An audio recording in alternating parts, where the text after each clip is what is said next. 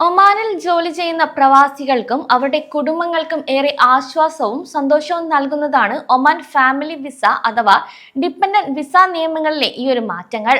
മുൻകാലങ്ങളിൽ വളരെ ഉയർന്ന ശമ്പള പരിധിയും നിബന്ധനകളും കാരണമായിരുന്നു സാധാരണക്കാരായ പ്രവാസികൾക്ക് സ്വന്തം ഭാര്യയെയും മക്കളെയും ഒമാനിലേക്ക് കൊണ്ടുവരാൻ സാധിക്കാതിരുന്നത്.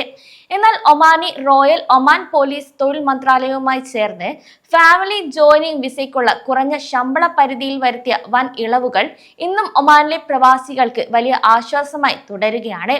ആദ്യം പ്രവാസികൾ നിർബന്ധമായും അറിഞ്ഞിരിക്കേണ്ടത് ശമ്പള പരിധിയെക്കുറിച്ചാണ്.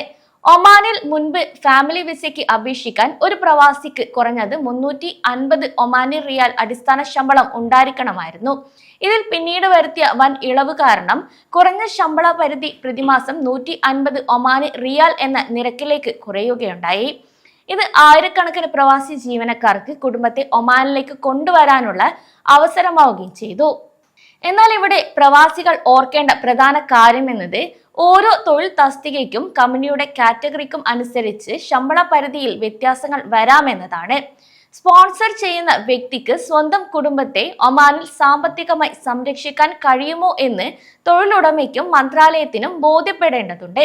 അതിനാൽ അപേക്ഷ സമർപ്പിക്കുന്നതിന് മുൻപ് നിങ്ങളുടെ ലേബർ കോൺട്രാക്റ്റിൽ രേഖപ്പെടുത്തിയിരിക്കുന്ന ശമ്പളം കൃത്യമാണെന്ന് ഉറപ്പുവരുത്തണം. മറ്റൊന്ന്, ഫാമിലി ജോയിനിങ് വിസയ്ക്ക് അപേക്ഷിക്കാൻ രേഖകൾ എന്തൊക്കെയാണെന്ന് അറിയാം. ആദ്യമായി അപേക്ഷകനായ പ്രവാസിയുടെ ഒറിജിനൽ പാസ്പോർട്ട് കോപ്പി, വാലിഡായ റെസിഡന്റ് കാർഡ് കോപ്പി എന്നിവ അത്യാവശ്യമാണ്. ഒപ്പം തന്നെ തൊഴിലുടമ നൽകുന്ന ഒഫീഷ്യൽ സാലറി സർട്ടിഫിക്കറ്റും തൊഴിൽ മന്ത്രാലയം അംഗീകരിച്ച ലേബർ കോൺട്രാക്റ്റും ഹാജരാക്കണം. ഭാര്യയെ സ്പോൺസർ ചെയ്യാനായി നാട്ടിൽ നിന്ന് വിദേശകാര്യ മന്ത്രാലയം അറ്റസ്റ്റ് ചെയ്തതും ഒമാൻ എംബസിയും ഒമാൻ വിദേശകാര്യ മന്ത്രാലയവും സാക്ഷ്യപ്പെടുത്തിയതുമായ മാരേജ് സർട്ടിഫിക്കറ്റും ഇവിടെ നിർബന്ധമാണ്. ഇനി മക്കളെ കൊണ്ടുവരാനായി കുട്ടികളുടെ അറ്റസ്റ്റ് ചെയ്ത ബർത്ത് സർട്ടിഫിക്കറ്റും കരുതണം. ഇതിനു പുറമെ സന്ദർശകരുടെ പാസ്പോർട്ട് കോപ്പിയും വെള്ള ബാക്ക്ഗ്രൗണ്ടിലുള്ള ഫോട്ടോകളും വേണം. മറ്റൊന്ന്, ഏറ്റവും പ്രധാനപ്പെട്ട താമസ സൗകര്യത്തിന്റെ തെളിവാണ്. കുടുംബത്തെ ഒമാനിലേക്ക് കൊണ്ടുവരുന്ന പ്രവാസി സ്വന്തം പേരിലോ അല്ലെങ്കിൽ കമ്പനിയുടെ പേരിലോ ഉള്ള നിയമപരമായ റെസിഡൻഷ്യൽ ലീസ് എഗ്രിമെന്റ് ഹാജരാക്കേണ്ടതുണ്ട്. അതത് പ്രദേശത്തെ മുനിസിപ്പാലിറ്റിയിൽ സാക്ഷ്യപ്പെടുത്തിയ വാടക കരാർ ഇല്ലാതെ ഫാമിലി വിസ ആപ്ലിക്കേഷൻ പ്രോസസ് ചെയ്യാൻ സാധിക്കില്ല. അതിനാൽ നിങ്ങൾ താമസിക്കുന്ന ഫ്ലാറ്റ് അല്ലെങ്കിൽ വീട് കുടുംബത്തിന് താമസിക്കാൻ അനുയോജ്യമാണെന്ന് തെളിയിക്കുന്നതിന് വേണ്ടിയാണ് മുനിസിപ്പാലിറ്റി വാടക കരാർ നിർബന്ധമാക്കിയിട്ടുള്ളത്.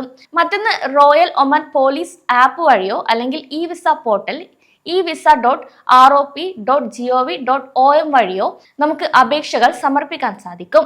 നിലവിൽ ഫാമിലി വിസ നടപടികൾ ഭൂരിഭാഗവും ഡിജിറ്റൽ ആക്കപ്പെട്ടിട്ടുണ്ട്. ROP വിസ പോർട്ടൽ സന്ദർശിച്ച് ഫാമിലി ജോയിനിങ് വിസ സെലക്ട് ചെയ്ത ശേഷം അപേക്ഷകന്റെയും സ്പോൺസറുടെയും വിവരങ്ങൾ നൽകുക. ഇനി മുകളിൽ പറഞ്ഞ അറ്റസ്റ്റ് ചെയ്ത സർട്ടിഫിക്കറ്റുകൾ, വാടക കരാർ, സാലറി സർട്ടിഫിക്കറ്റ് എന്നിവയുടെ സ്കാൻ ചെയ്ത വ്യക്തമായ കോപ്പികൾ അപ്ലോഡ് ചെയ്യണം. കൂടാതെ വിസ ആപ്ലിക്കേഷൻ ഫീസ് ഓൺലൈനായി അടച്ച ശേഷവും അപേക്ഷ സബ്മിറ്റ് ചെയ്യാം. ഇനി ഡാറ്റ വെരിഫിക്കേഷനും അനുമതിക്കും ശേഷം ഈ വിസ ഇഷ്യൂ ചെയ്യപ്പെടുന്നതാണ്. തുടർന്ന് വിസ ലഭിച്ച ശേഷം നിശ്ചിത സമയത്തിനുള്ളിൽ കുടുംബം ഒമാനിൽ എത്തുമ്പോൾ 2 വർഷത്തെ റെസിഡൻസ് വിസ സ്റ്റാമ്പ് ചെയ്യുന്നതിനായി മെഡിക്കൽ ഫിറ്റ്നസ് പരിശോധനയ്ക്കും വിധേയരാക്കണം. ഇവിടെ ഒമാനിലെ പ്രവാസികൾ പ്രത്യേകം ശ്രദ്ധിക്കേണ്ട ചില പ്രധാന നിയമങ്ങൾ കൂടിയുണ്ട്. ഫാമിലി ജോയിനിങ് വിസയിൽ ഒമാനിൽ എത്തുന്ന ഭാര്യയ്ക്കോ മക്കൾക്കോ ഈ വിസയിൽ നേരിട്ട് ജോലി ചെയ്യാൻ നിയമപരമായ അവകാശമില്ല. അവർ ജോലിയിൽ പ്രവേശിക്കാൻ ഇനി ആഗ്രഹിക്കുന്നുണ്ടെങ്കിൽ പുതിയ തൊഴിലുടമയിൽ നിന്നും നിയമപരമായ വർക്ക് പെർമിറ്റ് എടുത്ത് ഇൻഡിപെൻഡന്റ് എംപ്ലോയ്മെന്റ് വിസയിലേക്ക് മാറേണ്ടതാണ്. അതുപോലെ 18 വയസ്സിന് താഴെയുള്ള മക്കൾക്കാണ് സാധാരണയായി ഡിപെൻഡന്റ് വിസ ലഭിക്കുക. കൂടാതെ പഠന ആവശ്യങ്ങൾക്കോ മറ്റോ ഉള്ള പ്രത്യേക സാഹചര്യങ്ങളിൽ ഇതിൽ ഇളവുകളും ലഭ്യമാണ്. അതുപോലെ വിസ എക്സ്പയറി തീയതി കൃത്യമായി ശ്രദ്ധിക്കണം. വിസ റദ്ദാക്കുകയോ പുതുക്കുകയോ ചെയ്യാതെ രാജ്യത്ത് തുടരുന്ന ഓരോ ദിവസത്തിനും ROP പിഴ ഈടാക്കുന്നതാണ്. അതിനാൽ വിസ കാലാവധി തീരുന്നതിന് മുൻപ് തന്നെ ROP വെബ്സൈറ്റ് വഴി ഓൺലൈനായി എളുപ്പത്തിൽ വിസ പുതുക്കൽ നടപടികൾ കൂടെ ആരംഭിക്കുകയും വേണം.